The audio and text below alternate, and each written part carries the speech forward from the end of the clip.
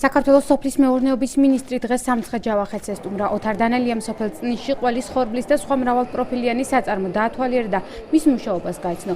მინისტრმა სოფელში ასევე ვაშილის ბაღი და თევზსაცავიც მოინახულა. მრავალპროფილიანი აგროსაწარმო წნისში სახელმწიფოს მიერ გაცემული შეღავათიანი აგროკრედიტისა და დონორი ორგანიზაციების მხარდაჭერით აშენდა. თუმცა კომპლექსის ნაწილში სამშენებლო სამუშაოები ამჟამადაც მიმდინარეობს.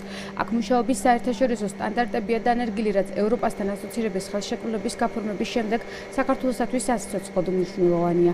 განაცხადა ჟურნალისტებთან საუბრისას ოთარ დანელიამ.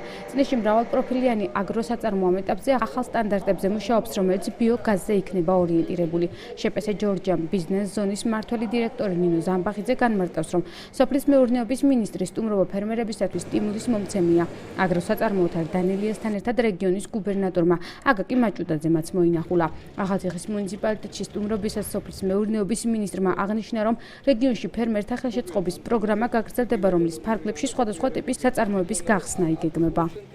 საკმაოდ მნიშვნელოვანია, რომ მათ უკვე დანერგილი აქვს ISO და HACCP-ის სტანდარტები. ეს არის ძალიან მნიშვნელოვანი, როგორც ისეთ ევროპასთან ინტეგრაციის ნაწილში სტანდარტები გახლავთ ჩვენი ყველაზე უფრო დიდი გამოწვევა, ვინაიდან ეს არის ძალიან მნიშვნელოვანი, რათა თანამედროვე სტანდარტებით გაიხსნას ყველა ის ახალი საწარმო, რომელიც გაიხსნება. ვფიქრობთ, რომ ის რომ სოფლის მეურნეობის მინისტრმა უკვე მიიღო ინფორმაცია თუ რა იგეგმება და სამომავლოდ რა პროექტების განხორციელება იქნება შესაძლებელი, მასაც მიეცემა საშუალება, რომ უფრო აქტიურად იყოს ჩართული და შესაბამისად კონდეს სრული ინფორმაცია თუ რა კეთდება რეგიონებში. მიმდინარეობს აქ მუშაობა პროცესი ბიოგაზის მონტაჟი მიმდინარეობს ახლა ჩვენს უკან შემოიყვანეს უფრო სწორად სომხეთიდან ბაგურკვებაზე გათვალისწინებული საქონელი და ეს გაზრდის წველადობას, რძის მიღებას და შესაბამისად უფრო მეტ პროდუქციას აწარმოებენ.